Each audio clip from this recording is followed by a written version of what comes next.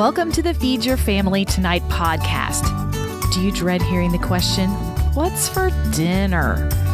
Whether you spend your days keeping up with toddlers, running kids to after-school activities, or juggling a career and family, getting dinner on the table can be a struggle for us all. I'm Mariefiebach, a business owner, wife, and mom of 4. I'm on a mission to build stronger families one dinner at a time, and I'm here with tips, tricks, and inspiration you need to feed your family tonight. Hello, friends. Welcome to the Feed Your Family Tonight podcast, episode 175. I'm your host, Mariefiebach, and I am so happy to be here with you today. Today, we're going to talk about preparing for a hectic or busy or demanding season of life. We're all busy, but there are times where we know we're going to be hitting an extra hectic or an extra busy season. I feel like December and May just always qualify as extra hectic or busy seasons, but there's other times where maybe you're going to have a baby, or you're going to be moving, or you're having a remodeling project done in your home, or it's going to be a sports season where you know that your kid's going to be doing a lot of extra sports lessons or sports practices for a small season, or it might be something that's happening at work. I'm looking at you, accountants, during tax season. There are dozens of reasons why we may be anticipating a super busy season. And today I have 6 tips to help you prepare your kitchen and prepare food for an extra busy season. Today's podcast is really kind of personal to me because I announced on Facebook a few weeks ago that I am going back to work full time. And I haven't had like an 8-to-5 job in like 20 years. So I have personally been in a time where I am going to be facing a busy season. A few weeks ago, I bumped into a friend at Target, and 3 weeks later, I accepted a full-time position. Going from a work-at-home mom to a work-out-of-the-home mom with a side business working from home means that there's going to be a lot of changes in our family. And I had a couple of weeks to prepare, and some of the things that I did we're going to talk about, because they will work for any time you are going to be facing a busy season. Okay, tip number 1, clean out your freezer and your pantry. It's helpful to do this at least a couple of times a year anyway, but if you've got a deep freeze that is not frost-free, you need to go and defrost it once a year. I have a couple of freezers. I have one that is in my basement that is not frost-free for a deep freeze, which I highly recommend. I have 2 podcasts on spring cleaning out your freezer and your pantry, episode number 70 and episode 128. If you're interested in like some of the nitty-gritties on how to clean out your freezer and pantry, those episodes will go deep into it. But the thing is, when you clean out your freezer and pantry, it is much easier to get control of what is coming in and out of your home when you start with a clean and organized freezer and pantry. Tip number 2 is you want to take an inventory of everything that is in your freezer, your pantry, and your linen closet. Now, this does not have to be like a big real checklist thing. This can be just kind of a mental thing. But what things do you have on hand? What things do you anticipate needing in the next couple of months? What are you buying too much of? Apparently, I have an incredible need for OxyClean because when I cleaned out my pantry, I saw 3 unopened tubs of OxyClean that are spare tubs in my pantry. I just keep thinking that I need to buy OxyClean, and I keep buying OxyClean over and over again. So I bet in your pantry, my friend Mary Big Hair, she did the same thing with croutons. She had like 12 bags of croutons in her pantry. We all have things that we think we're always going to run out of, and we keep buying over and over and over again. And then we get into our pantry and we're like, oh my gosh, I already have so many of those. So when you clean out your pantry, take inventory of what's in there. Look at what you need to supplement what's there, and take note of the things that you are buying over and over again that you haven't gone through. The other thing to consider when you are taking inventory of what's in your freezer and your pantry and your linen closet is what season are you in now and what season are you going to be moving into? And when I talk season, I'm talking like spring, winter, fall, summer, because there are different items that you need in those different seasons. When we talk about linen closet, in the summer, I've got to make sure that I've got sunscreen.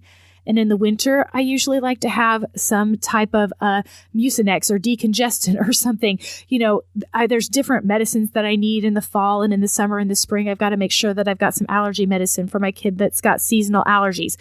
So looking at what you need in the different seasons, not only with food, but also in your linen closet, will help you if you are heading into a specific season. Make sure that you're getting those items that you need seasonally as well.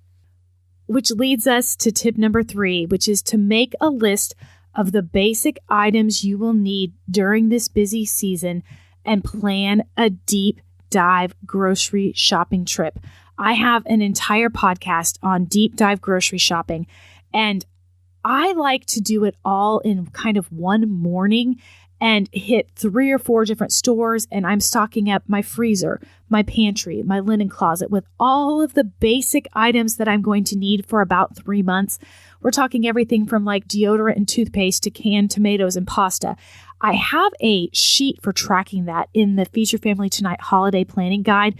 If you're interested in that, you can get that at feedyourfamilytonight.com/shop, because it actually has like a list where you can like kind of make a check mark off the things that you are going to need. Usually, again, I do this on one morning, but this past week as I'm preparing to start my full-time job, I just didn't have a 4-hour block of time because I had lots of loose ends that I was tying up before I go back to work. So I actually kind of did like 30-minute shopping here, 1 hour shopping there. I did it all in the course of like 3 or 4 days. So if you can't do a full deep dive shopping trip, think about getting your pantry stocked and your kitchen stocked and do it in just smaller little increments. But I highly, highly prefer doing it into a deep dive grocery shopping trip. Tip number 4 is make a list of backup and basic meals and get those ingredients in your house now. I've talked before that everybody needs 2 or 3 backup meals because we're all going to have days when the wheels fall off. And when you are anticipating going into an extra busy season, you need to plan to use some of those backup meals. And you might even put those backup meals on your meal plan on purpose because there's going to be days where that is the only amount of time that you are going to have. And so stocking up your freezer and your pantry with basic ingredients for backup meals will help you so much during this busy season.